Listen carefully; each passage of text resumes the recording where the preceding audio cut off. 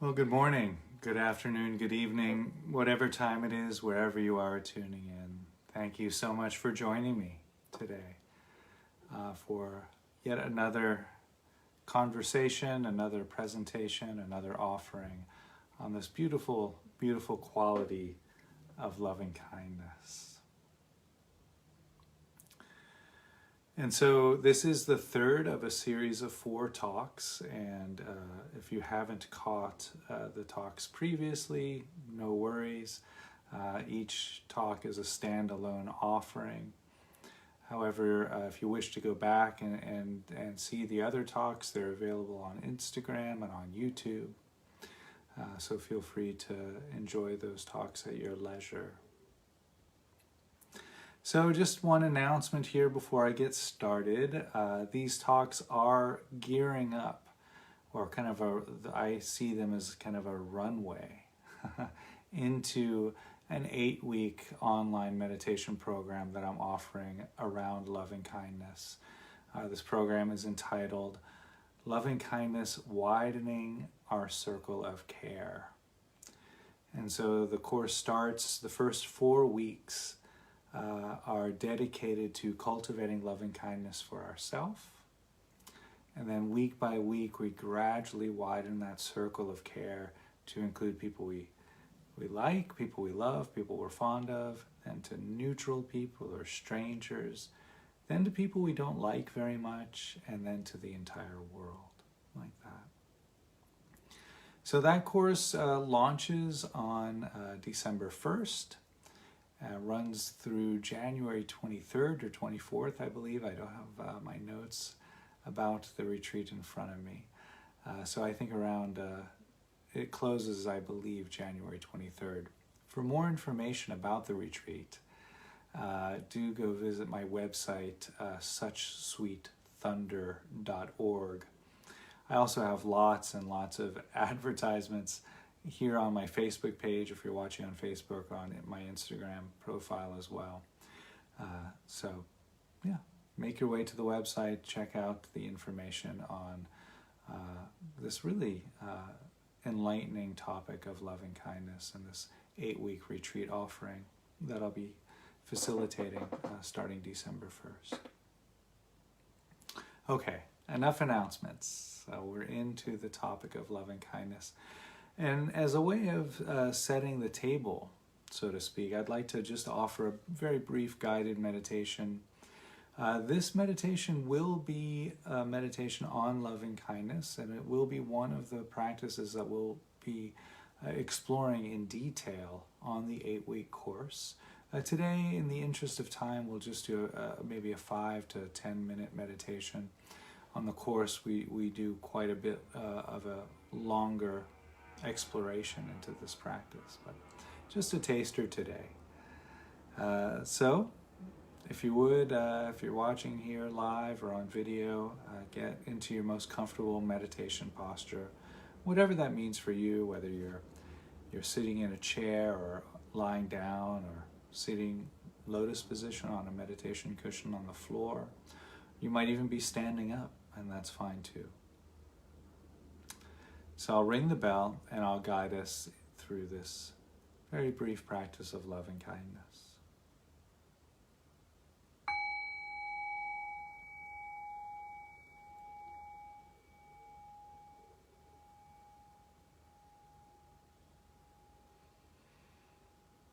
And so the invitation here is just to arrive into this present moment.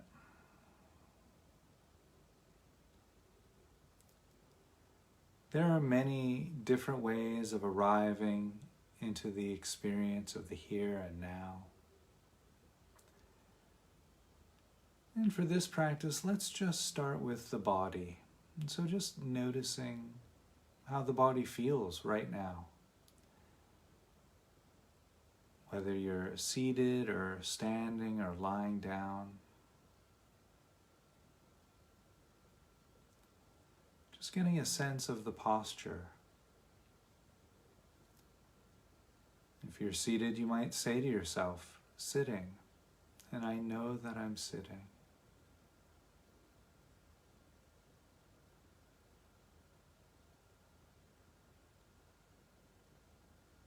And checking in with a few of the contact points of the body, perhaps noticing the contact of the feet against the ground or the floor or the carpet.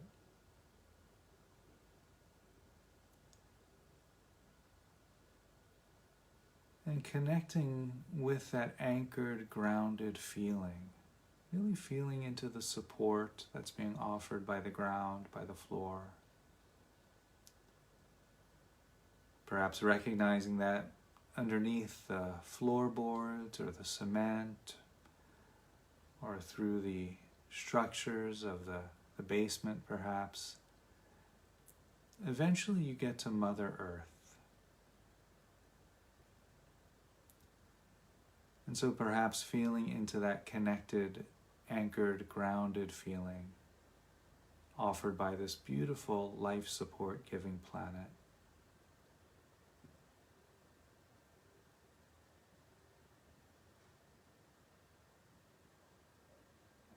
You might also notice the weight of the body against the chair or the cushion or the mat. And again, feeling into the comfort that's being offered, whether you're seated or standing or lying down. The comfort that's being offered by the floor, by the chair, by the cushion, the mat or the mattress or the couch, whatever's going on for you.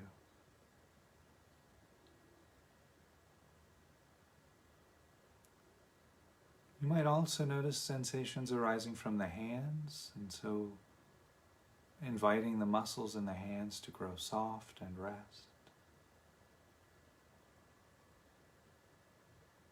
There might be sensations of clothing against the back, the shoulders, and perhaps inviting the muscles in the back and the shoulders to grow soft, relax, and unwind.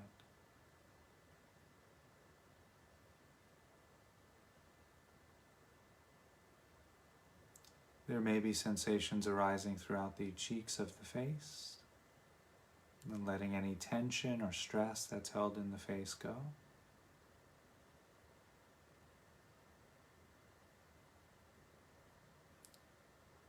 You might notice sensations arising from the top of the head.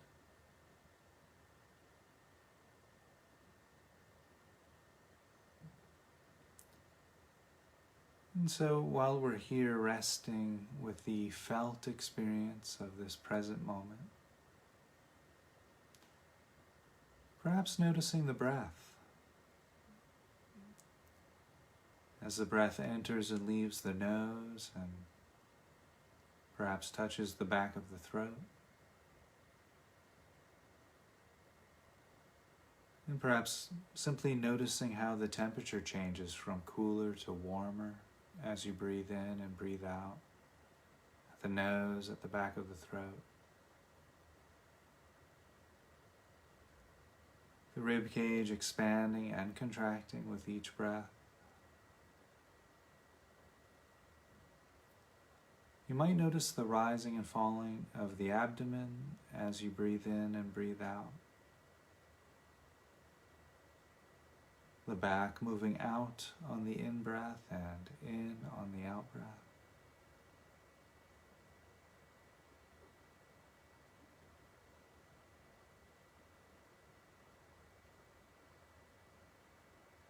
You might also notice how the shoulders rise and fall with each breath.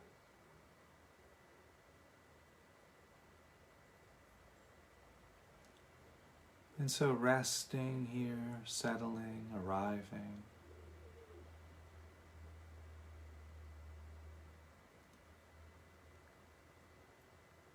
And so in the next few breaths, the invitation is to notice how everything you do is a move towards comfort.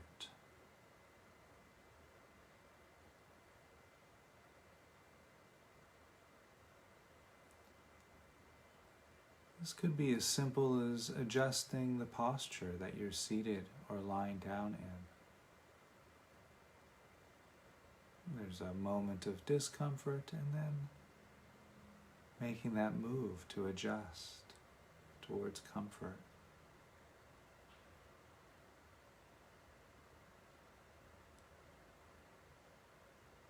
And so in this very, very natural gravitational pull, you might say, towards comfort, we can recognize our own innate ability to be kind to ourselves.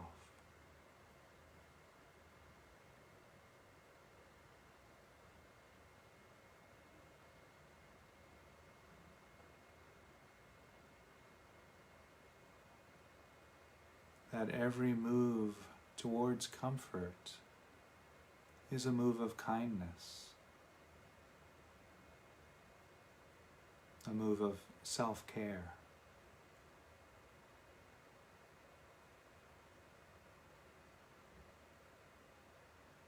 And so just feeling into that very natural tendency that each time you move to the kitchen to get something to eat, there's a sense of moving away from discomfort towards comfort.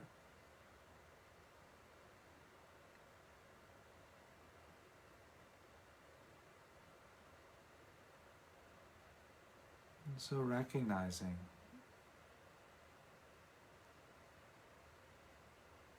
feeling into the felt experience. What does it feel like to be kind to ourselves?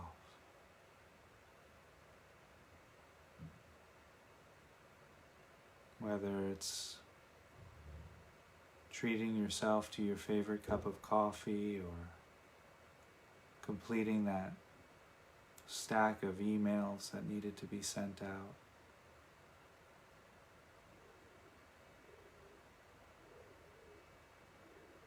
Taking a nice shower or a bath. Getting into bed because you feel tired.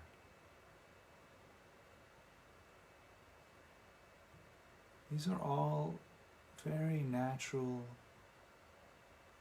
moves of kindness for our own well-being, for our own self.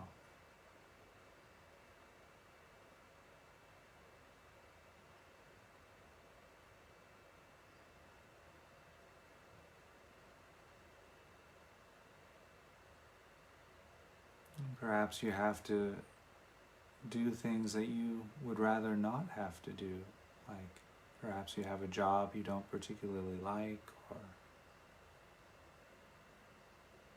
some chores that just need to get done. But at the end of the day, we do these things because in some way we think that this activity will make our life better, more comfortable.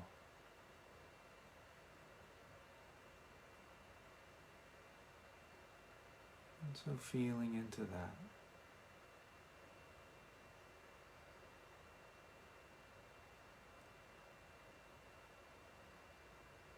Feeling into that very natural pull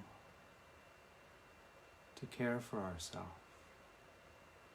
Self-kindness.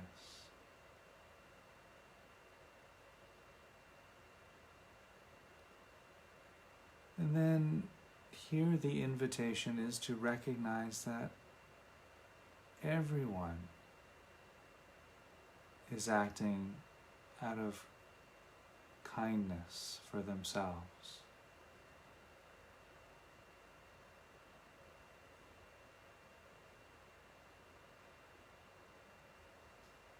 That we all as human beings have this innate drive towards comfort, to be good to ourselves.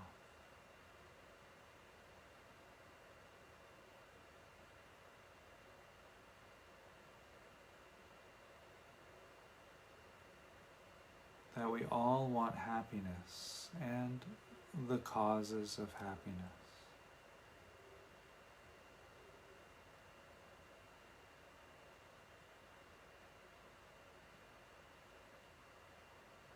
We all wish to be safe and healthy.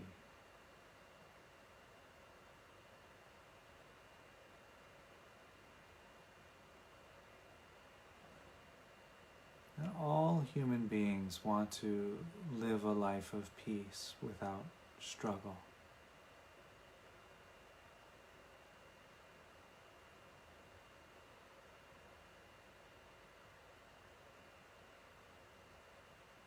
And how we all really have this innate pull towards ease.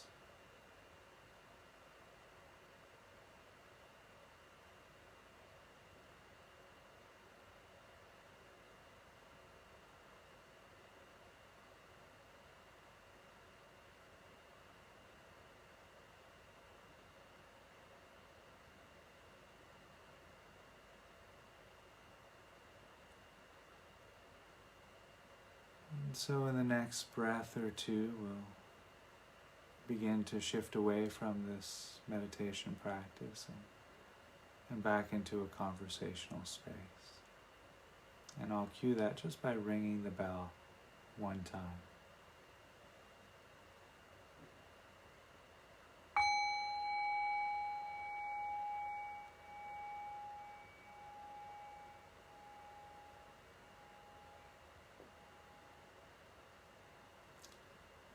Okay.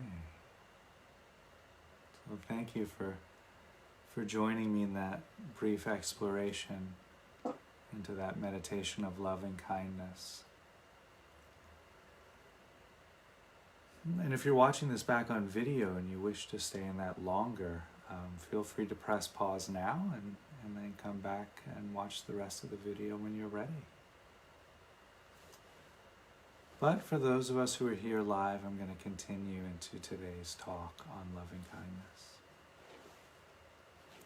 So, often when I offer teachings around loving kindness, it's quite evident and really usually quite accessible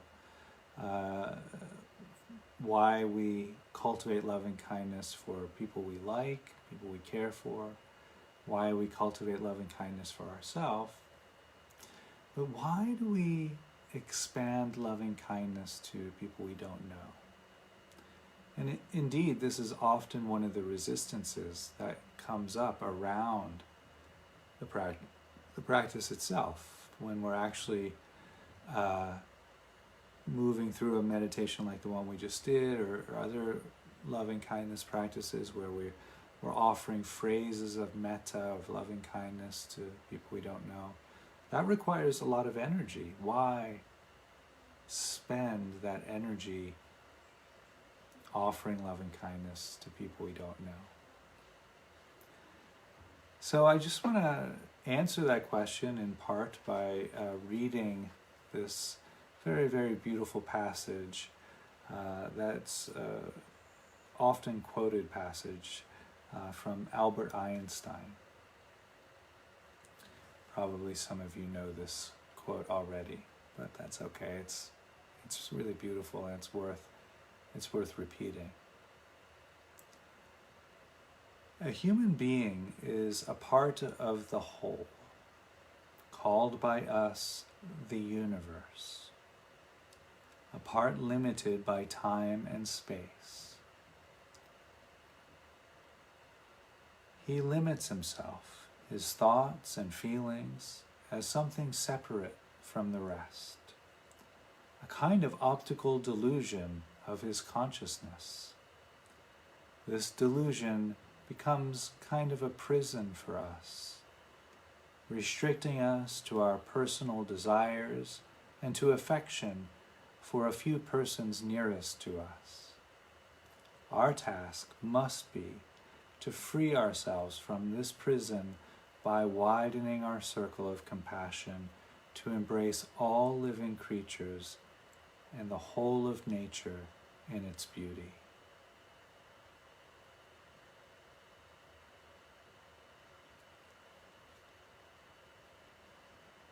Yeah. Albert really laying it out there. When you think about, all of the ills that our global tribe is currently facing, that this is a good cure, right? Global warming, climate change, COVID, racial injustice, financial inequality. Our task must be to free ourselves from this prison. All of those prisons that I just mentioned. By widening our circle of compassion, I always add and care. By widening our circle of compassion and care, to embrace all living creatures and the whole of nature in its beauty.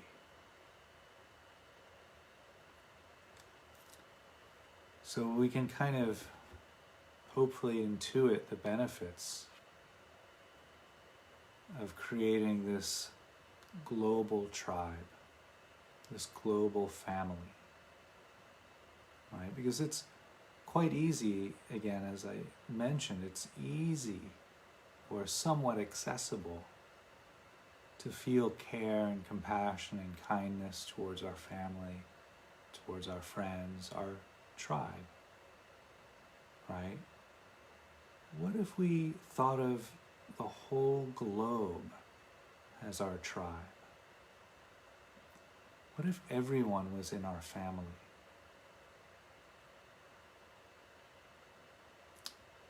So loving kindness has this transformational quality. It transforms people we don't know to people we like. And in a sense, and perhaps I'll get to this next time we meet, it also transforms the people we don't like very much into, at least into people we don't know. It allows us to be curious at times towards people we don't like very much.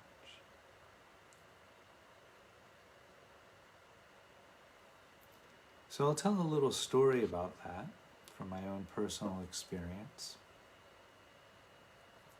So I guess, gosh, it's over a year ago now. The last retreat that I was able to facilitate in person was here in Thailand, in Chiang Rai, at the New Life Foundation. That was August 2020. And it was a retreat on loving kindness. We spent 7 days really taking a deep, deep dive, a residential retreat. So we spent 7 days meditating anywhere from 6 to 8 hours a day on loving kindness. Very, very deep practice. And we were on the practices of cultivating loving kindness towards neutral people, towards people we don't know.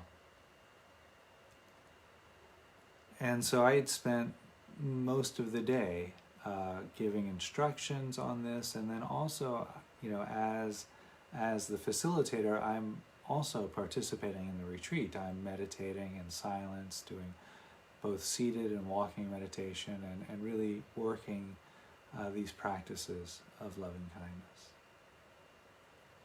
And so we took a break for lunch. So we start the day around, I think we were starting the day around 6 in the morning there. I usually start my day at 4 in the morning practicing.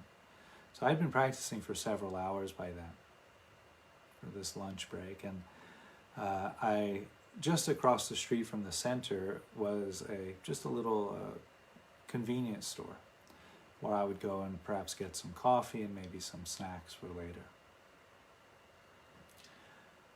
And my neutral person who I'd been working with, see, in these practices we often are asked to visualize a neutral person, somebody we don't know, somebody there's no feelings for.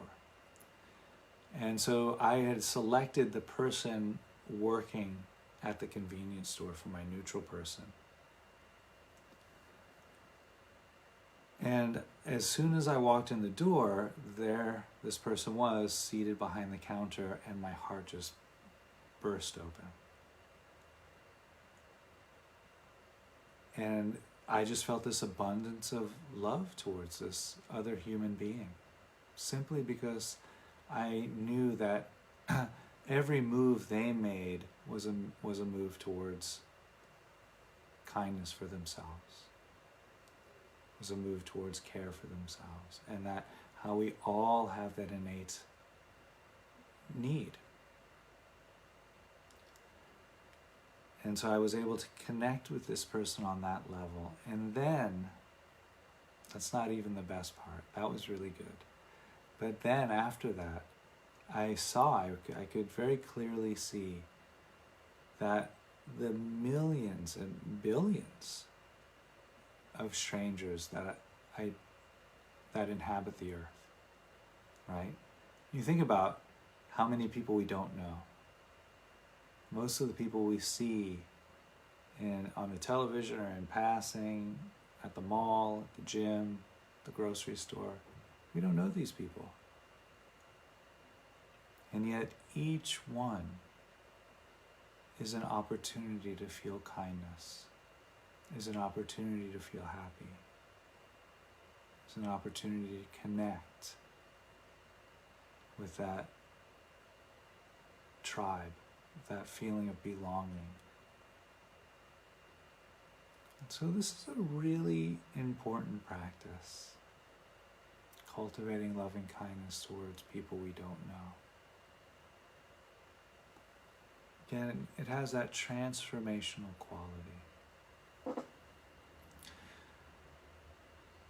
So I want to mention here that these practices, and there are several different types of practices, they are intention-led. And so if you did that opening meditation with me, or perhaps you've been exploring some of the guided meditations on my podcast page and so forth like that, very often when you start a meditation practice on loving kindness, you don't feel very much. The heart feels rather closed. And just to recognize that that's normal. And so the invitation is to just start where you are. I tell these stories that seem like, we're setting the bar quite high, and there's a reason for that. It's to inspire people. These stories are inspirational, but at the end of the day, the best place to start is exactly where we are, in our own heart. And so offering loving kindness to ourselves or to a loved one might not feel very much. Just recognizing that the seeds are being planted for future experiences of loving kindness. Eventually those seeds will start to bear fruit. So we're really, shining the light of loving kindness, our awareness, into our heart. And gradually, slowly, the sapling of loving kindness in the heart starts to lean towards that sunshine of loving kindness. So it can be this quite a slow, gradual process. So setting that intention, and you could just set the intention today, perhaps. Even if you don't have formal loving kindness meditation practice, although I do recommend that. It's very helpful if you're wanting to experience more loving kindness in your life. There are other things we can do. You could just carry this idea or this intention to recognize how everyone is moving in such a way that they feel would be beneficial for their life. Recognizing that every move that everyone makes, they're making because they, on some level, think that that move will make their life better. And that is a really helpful connection to make. So whether you're, on your commute home from work, or you're at work at the office, or you're watching TV, recognizing that everyone, whether it's on the television or at the shopping mall or at the gym or wherever you are, everyone is moving in such a way that they feel that move is helpful for them, is a move of kindness for themselves on some level. Another way of, touching in with this feeling of loving kindness is with our inner dialogue. And so here, we all have this inner dialogue running through our mind. Catching our inner dialogue, when our inner dialogue is in this us and them storyline. And so, for example, you might be driving down the road and, somebody cuts you off. How could they drive so carelessly? How could they be so reckless? That kind of accusation, right? Which separates ourselves from the other.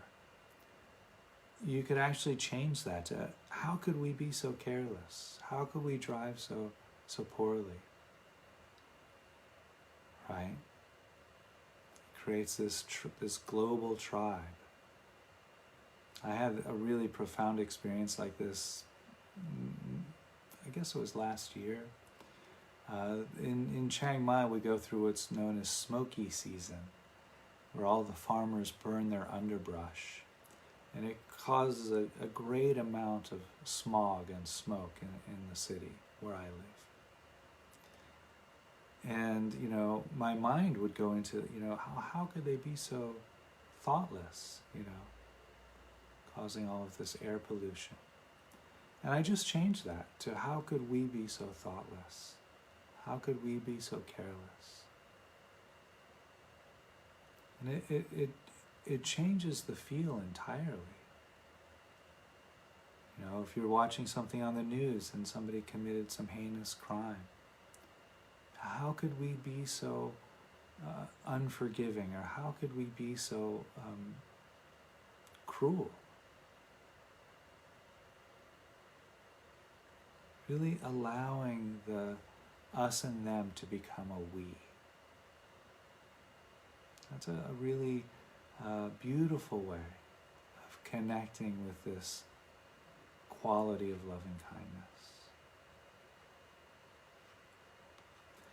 So again, we're not trying to force anything. We don't want to kind of create an image of what loving kindness might look like and try to live into that image. But really just engaging in the practices and allowing us to kind of feel into the benefit of that practice. Taste the fruit of the practice. So again, starting where we are.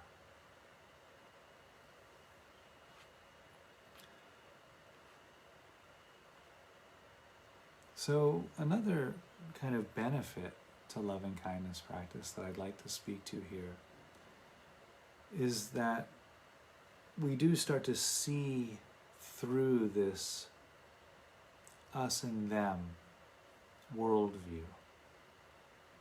And a lot of the contemplative traditions, not only Buddhism, the tradition that I've primarily trained in, but I know contemplative Christianity and Kabbalah, and many other contemplative traditions speak to the idea that this us and them worldview is an outdated worldview. That indeed at one point in human evolution that was necessary to experience the world in those terms for survival. But we don't need to do that any longer. And so these practices of loving kindness give us a glimpse of what a worldview might be like as a worldview of we.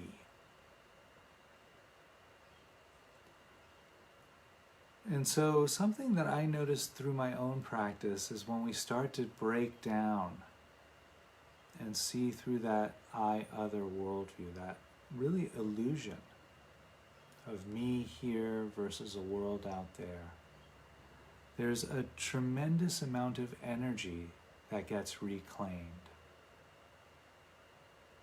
Because that boundary line between me here as opposed to a world out there, all of you out there, and the computer out there, and the cat out there, and the chair over there, the kitchen over there, that boundary line requires a great amount of energy to maintain. And so as we begin these practices and we take a deep investigation into the practices of loving kindness, more energy becomes available to us, because we recognize that we don't need to hold that boundary in place any longer. And so that energy becomes available for insight, for discerning wisdom.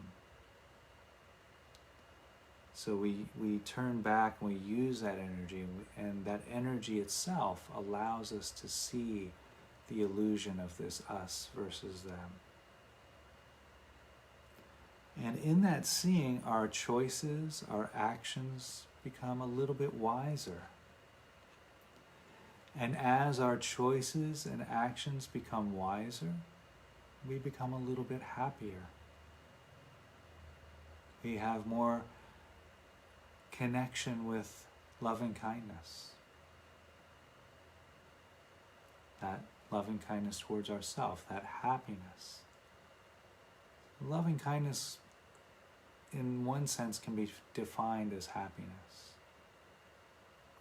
So we feel safer and more grounded in that.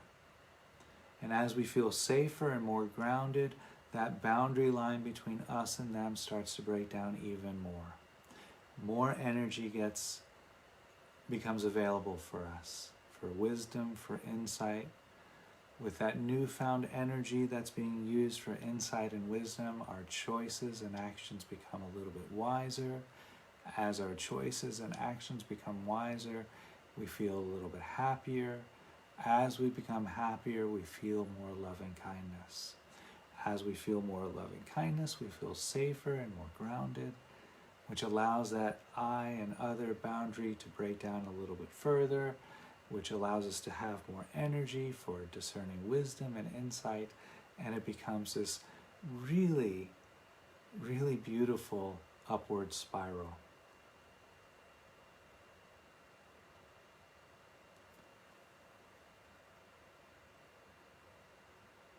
And so perhaps if you're listening to this and you're new to loving kindness, that might be, or new to loving kindness practices, that might be inspirational. That as we offer loving kindness to others that we don't know, others that we have struggles towards, there's often this experience of we want to reinforce that I-other. There's a fear there. So just recognizing that we don't need that. Yes, I understand the need for healthy boundaries, and I recommend healthy boundaries. Healthy boundaries is in itself a move of kindness for ourselves. It is loving kindness for ourselves.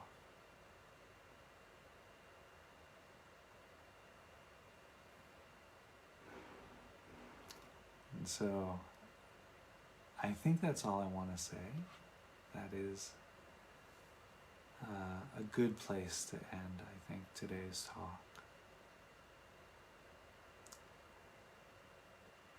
So I hope you enjoyed today's offering on loving kindness. If you're curious about these practices, I've got hundreds of guided meditations on my podcast page, and I'll post a link underneath the video once it's uploaded onto Facebook and to YouTube and so forth, Instagram. Also, love to see you all out on the 8-week Loving Kindness retreat that's opening on December 1st. So if you'd like to really explore these practices in a deep way, in a profound way, I think that course is a really good way to do that.